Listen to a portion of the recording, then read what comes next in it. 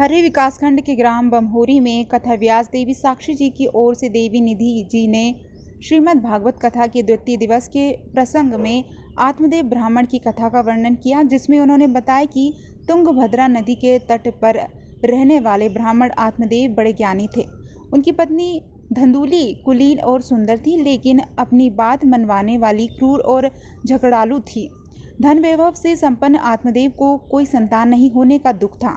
अवस्था ढल जाने पर संतान के लिए वह दान करने लगे, लेकिन कोई लाभ नहीं हुआ, तो प्राण त्याग के लिए वह वन चले गए। जब अपने जीवन का अंत करने जा रहे थे तो रास्ते में एक संत महात्मा मिले। संत के पूछने पर उन्होंने संतान के बिना जीवन सूना सूना लगने की बात कही तथा बताया कि मन बहलाने के लिए एक गाय रखी थी। सोचा था कि बछड़े होंगे, उनके साथ अपना मन बहला लूंगा, लेकिन वह भी बांझ निकली। संतान की इच्छा के हट करने पर महात्मा द्वारा आत्मदेव को एक फल दिया गया।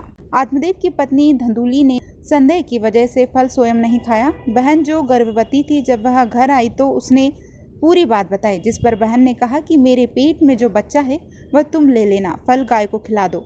आत्मदेव की पत्नी ने फल गाय को खिला दिया। कुछ समय बाद गाय ने एक बच्चे को जन्म दिया, जिसका शरीर पूरा मनुष्य का था, जिसका नाम गोकर्ण रखा गया।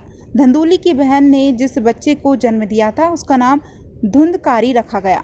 गोकर्ण ज्ञानी और धर्मात्मा हुआ और धुंधकारी दुराचारी, व्यभिचारी, मदिराचारी और दुरात्मा निकला।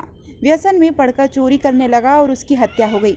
बाद में वह प्रेत बना, जिसकी मुक्ति के लिए गोकर्ण महाराज ने भागवत कथा का आयोजन किया। श्रीमद् भागवत कथा के श्रवण करने से धुंधकारी को प्रेत योनि से मुक्ति मिली।